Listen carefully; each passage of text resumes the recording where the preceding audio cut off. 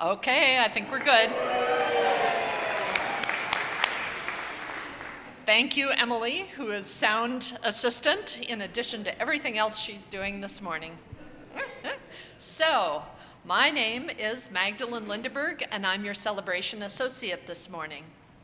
May we gather today to nurture our connections, seek inspiration, and embrace change. Nurturing gratitude is our theme for November, and we have so much to be grateful for today. We have our music, cornbread, communion, and our lunch after the service in the annex. We have many activities today. Please read the announcements in your order of service and on the sanctuary screens to learn more.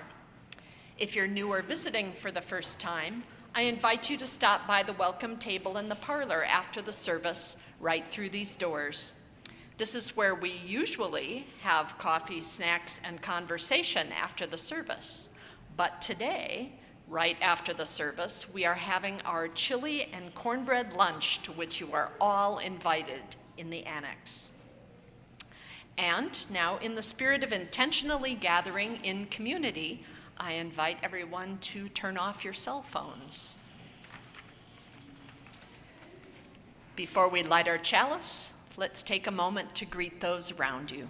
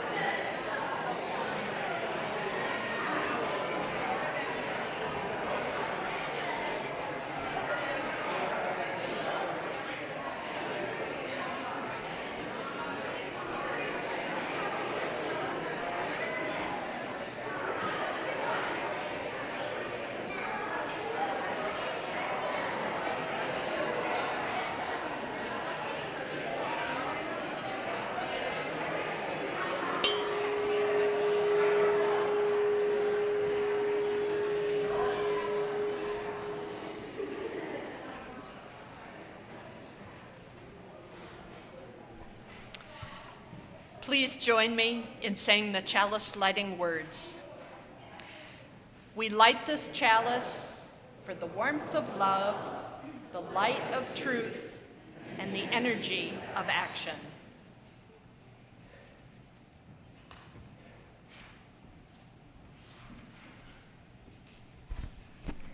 Good morning. Welcome to the First Unitarian Society of Ithaca, where we strive to embrace all spiritual journeys, encourage service, and build a more loving and just world. We gather here on the ancestral lands of the Gaia Kahono people. In this sacred space, built on their traditional territory, all are welcome who come in peace exactly as you are in this moment. I'm Emily Richards, and I proudly and joyfully serve this congregation as your Director of Congregational Life, and I use she, her pronouns. I want you to know that each of you are deeply welcomed here. You who believe in science and the power of human connection, you are welcome. We welcome those of you who identify as atheist and those of you who believe in a loving God. We also welcome those of you who have been harmed by religion in some way and who may be apprehensive about church in this very moment. Your feelings and hope for healing are welcome here. We celebrate many beliefs and spiritual paths here at the First Unitarian Society of Ithaca, and we call it good. We welcome those of you who are gay, lesbian, bisexual, and queer. We welcome you who are transgender and you who are on the spectrum of gender. We see and celebrate and welcome you. If you are autistic or neurodivergent, we see your beautiful mind as sacred and divine exactly as it is. We cherish and welcome your presence. If you are an immigrant or the child of an immigrant, we honor you. No matter your first language or your documentation, you are safe here. Here in this house of the human spirit, we welcome and celebrate your racial identity and your full cultural expression. Whatever your age or stage of life, whatever your physical ability, we welcome you as we are becoming a community that is ever more diverse and beautiful in every way. Here, this morning, you are joyfully welcomed. Here you belong. And with that joy that is present here this morning, I'm going to invite the young people that I talked to and volunteered to come do our baskets, to come forward and grab that for our Side with Love collection, while the rest of us rise in body or spirit to sing our opening hymn, Joy in the Morning. And this is another one, Joy in the Morning, that is one from our new virtual hymnal, so you're going to see the words up on the screen behind me.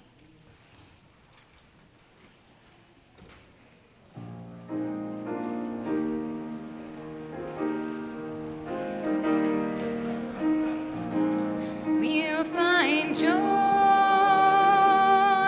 in the morning, joy in the morning, joy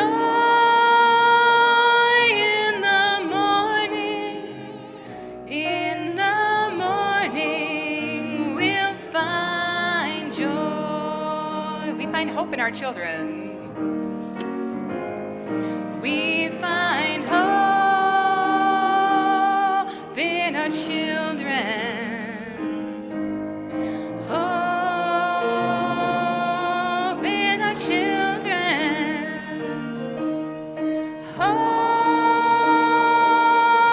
in our children. In our children, we find hope. We find strength in each other with a key change. We find strength in each other. Strength in each other. Strength in each other. In each other, we find strength. There is love all around us. There is love all around us. Love all around us. Love all around us. All around us. There is love.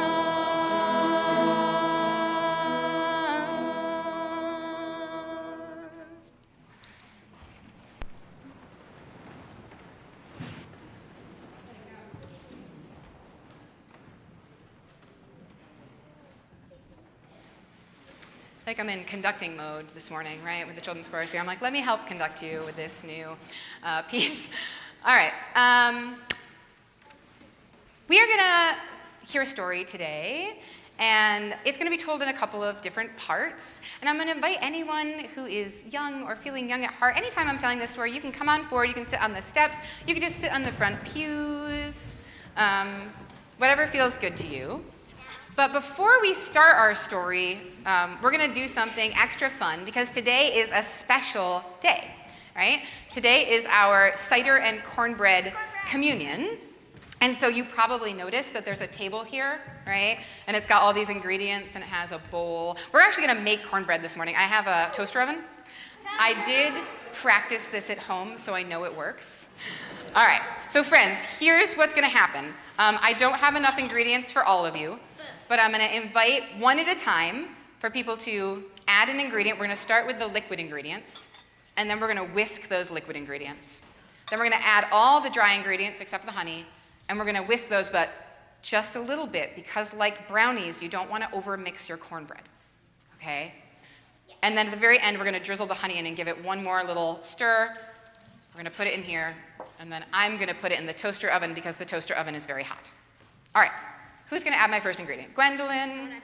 You want to add the eggs. That's fine. Oh, friends, also, I have no backups for these. So please be careful when you pour them in. All right, you got this. Just pour it in, yep. Eggs, all right, who's next? Rua. All right. You want the fancy milk, yep. Go ahead, pour it in. It's not really fancy, it's just whole milk. Always bake with whole milk, friends. All right, it's fancy. Jess, you want to add something? Yeah. You can do the oil or the butter. Hopefully it's still melted enough to come out. Oil. All right. Waldo, you want to do the butter? Yes. All right. Is it melted enough? If not, I have a spatula. What do you think? Are we going to have to scoop it out? I think we're going to have to scoop it out. It's not liquid. But it's so soft, right? It's fine. It's liquid under there. Soft butter. All right, go ahead. Pour it in. You got the rest. Soft butter. You got it, friend. It's soft butter. There we go. We'll give it a little scrape. Soft. It's super soft butter. All right. Ever, you want to add something? Oh, wait. Hold on. First, Ever, do you want to mix? Yeah, okay, great. So, you are going to come on up here and whisk this. Can you sit back down, friends, so other friends can come up? Thank you. So you're going to give this a good whisk until all the bits of egg are whisked in. Have you ever done this before? No. Excellent! Never done this before. Can I show you? Yes. When we whisk, we actually whisk pretty fast, like this. Now give it a try. I like to cook. Yeah, nice job. Can you scrape the edges? And really, that butter was not melted enough. I had to melt it a while ago. Nicely done. All right, here we go. Good whisking. All right. Allie, would you like to add maybe the flour or the cornmeal? We're going to do all the dry ingredients at once. All right, you got the flour. You got it. All in. Plonk. Yes. Good enough. Who else's hand was up? Magnolia. Come on up. You want to do maybe the cornmeal? Sure. All right. I've never baked up here before, so this is a new experience for me too. All right. Do I see Thora's hand up? Thora, come on up. Sugar, very important for cornbread. Yeah, Thora says she loves sugar. All right. Who else? Adlai, come on up. And then Eli, I saw your hand too. You want to add the salt or the baking powder? There's a weirdly large amount of baking powder in this recipe. I was like, okay. But it works, so, you know. All right. Eli, the salt? This one. All right. And then who wants to gently mix? Is there anyone that hasn't gotten a chance to do something that wants to gently mix? No? I would like to mix. Jester, did you add something? I did add something. Do you want to mix though for me? And then Gwen, will you add the honey at the end? All right, Jester, you're just gonna mix it just enough so that it we don't really see the wet and the dry, but it can still be lumpy. Okay. Right? We don't, like I said, we don't want to over mix. Yep. And then Gwen, you're gonna add the honey at the end, and we want to just so we can still see streaks of it, right? This is how it's the best. You can still kind of see streaks of the honey. That's perfect, Jester. All right. And now Gwendolyn, I'm gonna gently mix while you add the honey. So I go like. I also like honey in my cornbread. Go ahead, yep, just drizzle it in, and I'm gonna gently go like this. Why is it actually going? I know, the honey goes in Honey slow is thick. and thick, yep. Honey is thick. All right, Please plop Good. me. The honey will plop. good enough. All right. Here we go. I'm gonna do this part myself, all right? We're gonna put it in here. We're gonna hope that this becomes cornbread in about 30 minutes. 30 minutes? I know, it's so fast, right? No,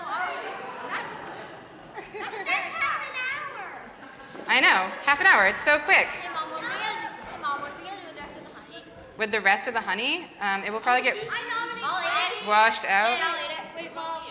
Yes. I could just pour the rest on top. There's like a decent amount still left. Do you think that there's still some in here? The children are telling me that there's still honey left. Magnolia nominated me to eat it. Yeah, Hold on. nominated Gwen to eat it though. To eat it? Here, I'm just gonna, look, I'm gonna give it a little swirl. Oh, it kind of looks like an S. I don't know what the S is for. All right, here we go. Yes. That's fine. Okay, it's fine. Temperature? Nope, I gotta turn it. Time. All right. Yay! Okay. Okay. Scoot forward, friends, because now I'm going to tell you my story. Go forward. Go that way. All right. Okay, here is my story. So, Grandpa Allen was a member of the Nottingham Unitarian Church. And it was clear that the congregation loved him. Not only was this a man who liked to bake, but he was good at it. And he could always be counted on to offer to bring some of his amazing bread whenever there was an event that included food. So, of course, he was asked to bring some bread for the annual bread communion. But Grandpa Allen decided to do one better. He said, "I will take care of all of the bread for the whole congregation for this event." So Thanksgiving rolled around, and people started to come into the building for the service, and they could smell that fragrant, yeasty smell of baking bread from the kitchen wafting through the whole building. And now the minister got up, and they talked about bread. They talked about the ingredients, they talked about the texture, they talked about the many cultures that share bread, and finally they got to the communion part, which is the sharing of bread. And the minister waves to the back, and Grandpa Allen comes forward with one amazing, delicious, beautiful loaf of bread, and the congregation went, Then Danny, a 9-year-old who was sitting in the front row, couldn't help but pipe up, "How the heck are you going to feed all of us with a single loaf of bread?" Now, the people in the pews started to look around in confusion, and sure enough, there was no more bread coming. Now, the rumbling of stomachs was audible. We're going to pause our story here, friends, as we take a few moments to share our joys and sorrows of this community. If you want, you can come to these pews, or you can rejoin me when we do a little more storytelling.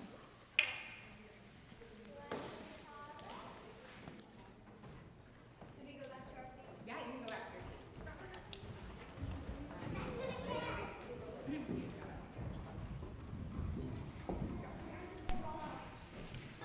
Good morning. In a spirit of reverence, love, and care, we take time now to bear witness to some of the joys and sorrows of our community, to share those events that call for our prayers and support, our praise and celebration. I only have one this morning. Oh, I didn't check. Is there any here?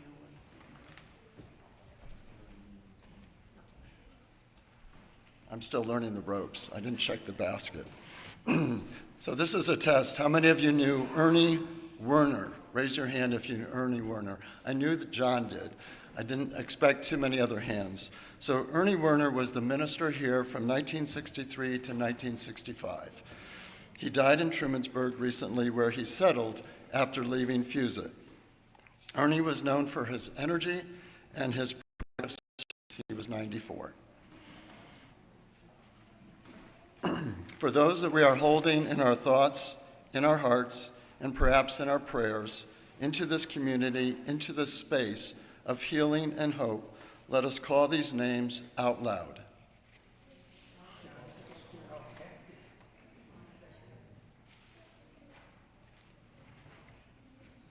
For those that we are holding silently in our hearts, let us take a moment of silence.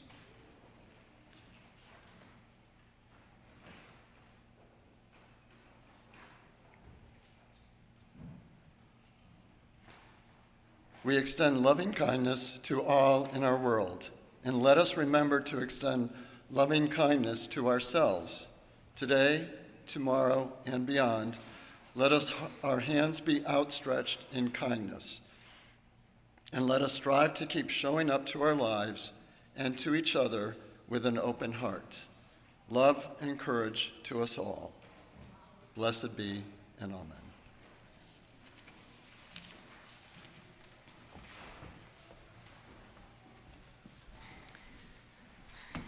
All right, friends, where were we? Right. Grandpa Allen came forward with his one loaf of bread. So he picked up his bread knife and he began to slice. And as he did, something miraculous happened. There was a spring, and the bread began to multiply. Suddenly, where there was one loaf, there were two. And then 3, and then 5, and then 20, until there was enough to feed everyone. And It was the most melt-in-your-mouth, scrumptious bread that anyone had ever tasted. What a service. Now, after the service, during coffee hour, Grandpa was approached by member after member, thanking him so much for his scrumptious, delicious offering. But when Barbara came up to him, he knew he was going to be asked for a favor. You see, Barbara was the director of religious education. And some of you laugh. We all know that it takes a lot of support to help our religious education or religious exploration programs to thrive. So she came up to Grandpa Allen and she said, "Can you do that trick with the bread anytime you like?" And Grandpa was like, "Well, it's not a trick. There is a sound mathematical principle at work here, but sure, I can do it again." Well, it turned out that the youth group had been going to the local soup kitchen each Saturday, and they kept running out of food. There were just too many hungry people to feed. So Grandpa made a deal with Barbara that he would show up the following Saturday at the soup kitchen. Well, Saturday rolled around, and there he was with the youth, and he brought one of his marvelous loaves of bread with him. And sure enough, the bread went spring, and he made loaf after loaf after loaf until everyone was full and satisfied. A thing like this, though, it doesn't stay a secret for long, and Grandpa Allen and his marvelous loaves ended up being featured on the 6 o'clock news. It was too bad for Grandpa, though, that it happened to be that very night, the sheriff of Nottingham, was watching the news. Now, he had been appointed sheriff by his brother, and we could only hope that a man like him would never have been elected. He stole candy from children, he kicked dogs, he swore at old people. There was not a nice bone in his body. He hated everyone. And he was always trying to get rich quick. So when he heard about Grandpa's marvelous loaves, he thought, here is my chance, here is my opportunity. I can make loaf after loaf and sell these and never run out of money. But first he had to get a loaf of Grandpa's bread. So he got in his car and he drove to Grandpa's house to have a talk with the man. Well, first the sheriff offered, then he bargained, and then he threatened. But Grandpa Allen replied, "You just don't understand. It won't work for you. Nothing personal, but there's a mathematical principle at work here." Well, the sheriff wasn't the type of person to take no for an answer. He pushed Grandpa aside, stormed into his house, and grabbed the freshly baked loaf of bread off of the top of the oven. He ran back out the door into his car, and he drove home all the while thinking about how rich he was going to be. We're going to pause again, friends. I'm going to invite the Ithaca Children Youth Chorus back up here while we take time for our offering.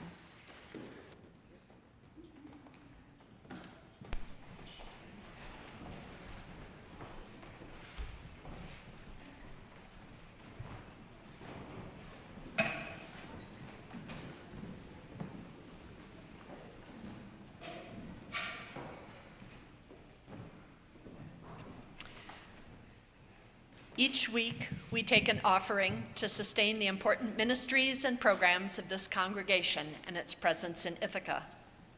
Giving to the plate is important. It's a symbol of our gratitude for this service and our ongoing commitment to support the work of this church. If you're watching remotely, follow the instructions on the screen. If you're attending in person, our ushers will pass the plate.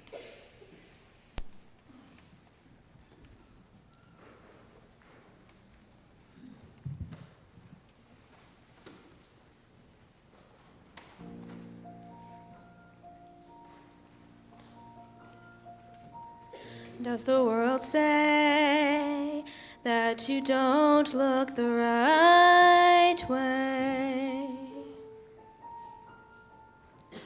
Does the world say that you're just not enough? Does the world say that you're not in the right spot?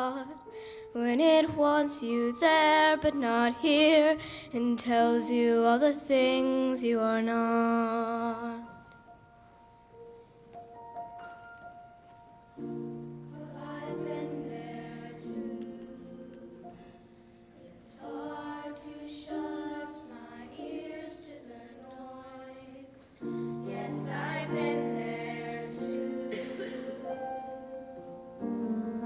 I don't stand a chance if it's me in this world all alone. All the chatter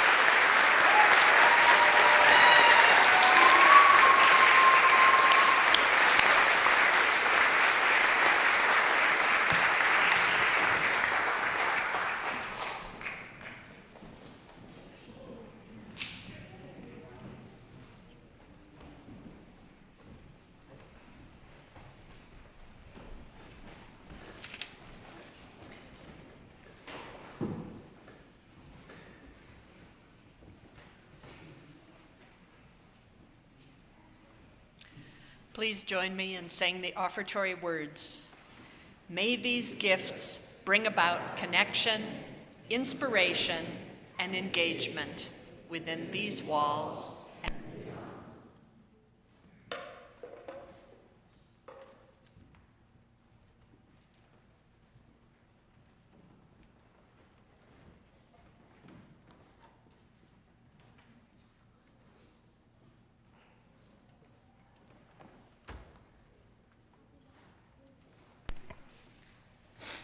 Well, here we are, waiting in anticipation for what happens next in our story. Will the Sheriff of Nottingham get away with stealing Grandpa Allen's marvelous loaves? Will the magic of this act of generosity be broken? And what about the sheriff? What is it that caused him to act this way? To not be able to appreciate the gift that Grandpa was offering? To not be able to simply be grateful for the abundance shared with everyone? To feel the need to take that for himself? This is the time of year when many of us are more intentional about gratitude. When we notice all that we have to be thankful for, and we often speak these words out loud with family and friends. When we give thanks to the earth for the harvest. When we appreciate the support of our friends and family. When we pause to notice the many gifts that enrich our lives. But what happens when we can't or won't feel gratitude? What happens when feelings like greed and jealousy and envy overwhelm us? Now, I know that the sheriff is the villain in our story, but I can't help but feel bad for him. How awful must it be to not be able to appreciate the beauty and magic of what is being freely offered? And friends, I've felt jealous. I've felt envious. I have to imagine that we all have. It's part of being human. But how much of those feelings are based on what society is telling us that we should want? Money, power, more things, as opposed to what it is that really matters, what it is that really brings us joy and fulfillment. I'm going to invite you to pause for just a moment and think about something that you are grateful for. I love watching how many of you smiled when I said that, right? Just like the thought of that thing was like uncontrollable response. Now I'm going to guess that almost all of you thought about your family or friends, your community, or you thought about having a warm home and good food to eat. You thought about love and connection and care, and not about the newest toy or phone or designer shoes, not about what money can buy. And I want to lift up that we all deserve to be safe and housed and fed and healthy, and that whether we believe that it's the way it should be, those things require money in this society, and that having access to healthcare and safe housing and food is a cause for gratitude. But we don't need to take from those around us to only enrich ourselves. We need to care for one another so that we all have enough. And in a world where the income disparity between the ultra-wealthy and the poor and even the middle class continues to grow, our story this morning holds even more relevance than ever. Well, do you want to hear how it ends? All right. So as a recap, the sheriff had just stolen one of Grandpa's loaves of bread singular, and he had driven off with it. So once in his own kitchen, the sheriff began to frantically slice through the bread with the knife. He sawed through the crust, and sure enough, something amazing happened. The bread went spring. But instead of multiplying, that bread started dividing into smaller and smaller pieces until there were just crumbs. And then even the crumbs divided until there was nothing left at all. Now, Grandpa Allen had, of course, known the true secret of the bread, and indeed, there was a mathematical principle that controlled it, and it was pretty simple. Love multiplies. Hatred divides. And that is the story of Grandpa's marvelous loaves.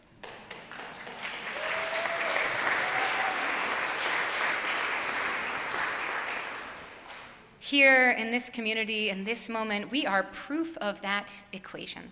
Love brought us into this space, and with gratitude, love will continue to multiply as we make our way in the world. Let us enter into a time of appreciation for the abundance of that love, a time of communion. So many Unitarian Universalist communities share this tradition of a communion of cornbread and cider, a coming together. And it's one of the ways that we remind ourselves of our UU principles and our values of generosity and interdependence. So this morning, we are going to partake of two of the sweetest bounties of the harvest season: apple cider, tart and cool, the perfect balance to the salty sweet crumbs of cornbread, all gluten-free and vegan, so everyone who wishes to participate in this ritual may. I will note that is not, but all of the mini cornbread muffins are. All right, so I'm going to invite, if there are any young people who want to come forward and assist with passing out specifically the cornbread, that would be great. And I'm going to ask our ushers if they could help pass out the cider. As we're doing so, friends, I'm going to invite you, it's over there on the table, to take the time to notice and appreciate with generosity in your hearts both the order and the chaos of this undertaking. Notice the gifts that we receive and that we give in return, even in this simple ritual.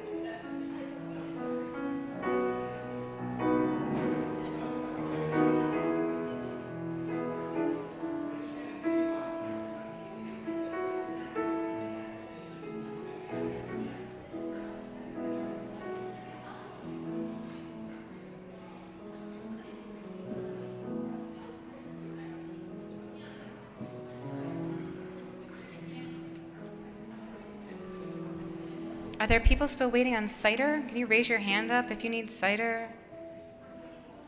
No, there's someone I think Matt's coming for you back there. Anyone else? No? Lloyd's got you. I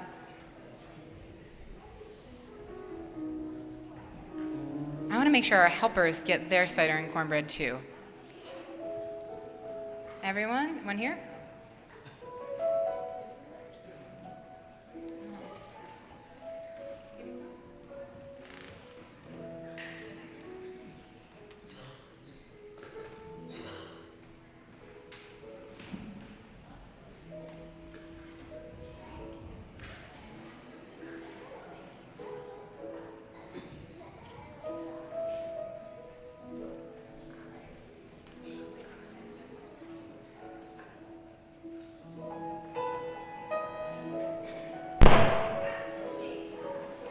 Sorry, it's because the cord usually gets like taped down here, but because it didn't get plugged in, I just keep knocking it with my foot.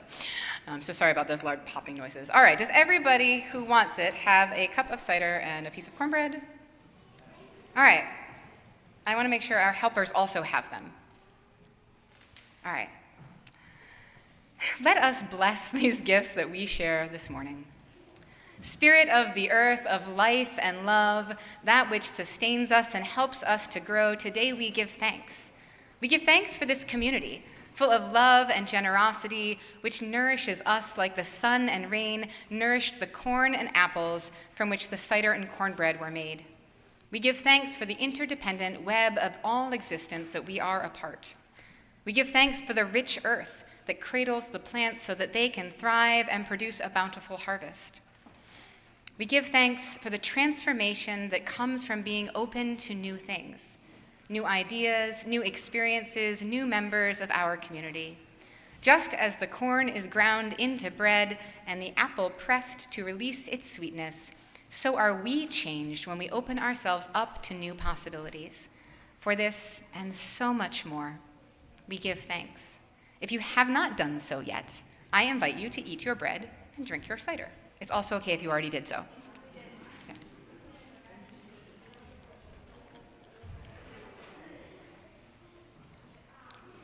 Okay. And with great appreciation to our volunteers who made our cornbread this morning. All right, amen, and blessed be. I'm going to invite you into song once more as we celebrate the generosity of this community. So please rise in body or spirit and join me for our closing hymn. You can find the words on the screen behind you.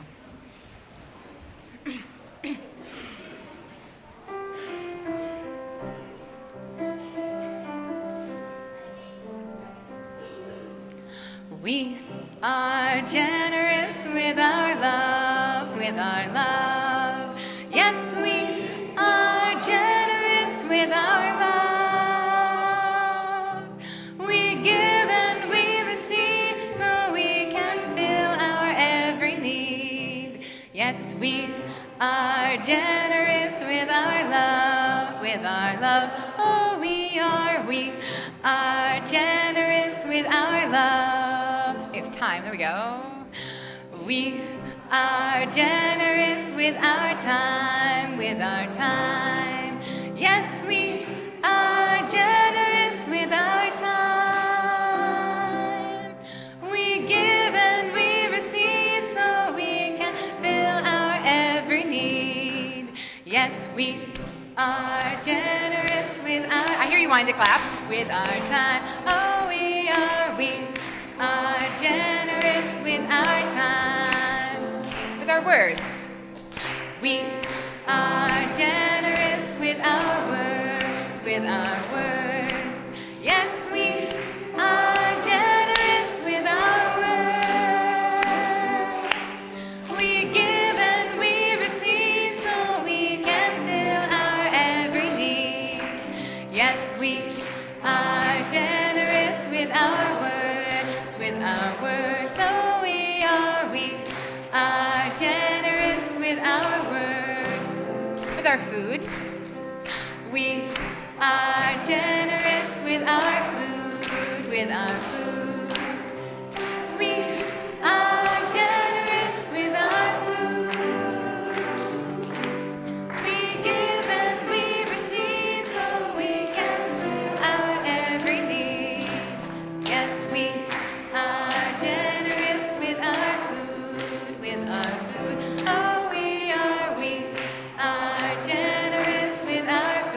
love. It's the most important.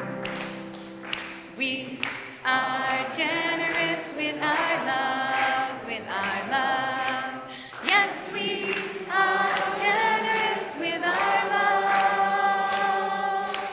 We give and we receive so we can fill our every need. Yes, we are generous with our love, with our love. Oh, we are generous with our love. Thank you, friends. May we go forth from this place thankful for the life that sustains and renews us, and open to the grace that surrounds and surprises us. May we go forth from this place with openness and with thanksgiving. I'm going to invite the Ithaca Children and Youth Chorus to come forward one more time for our closing number.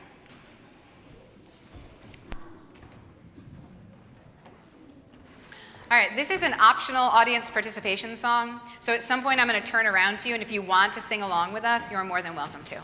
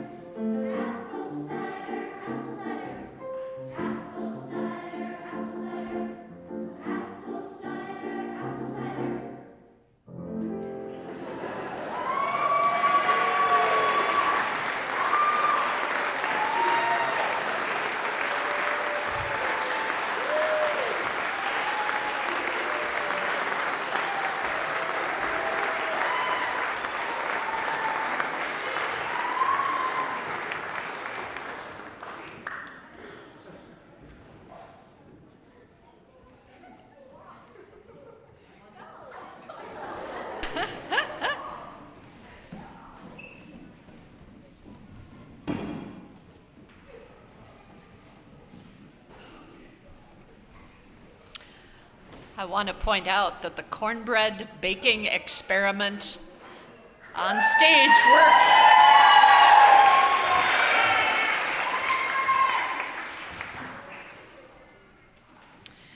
We extinguish this flame, but not the light of truth, the warmth of community, or the fire of commitment.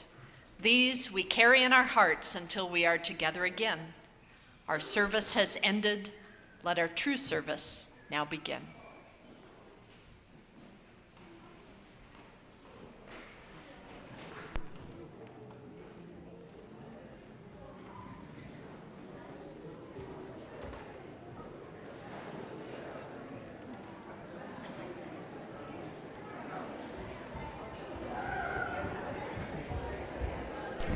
For those of you not familiar with our space and our buildings, the chili is up in the annex. There's a door just to the left of the restrooms that you're going to go up if you want to stay and join us.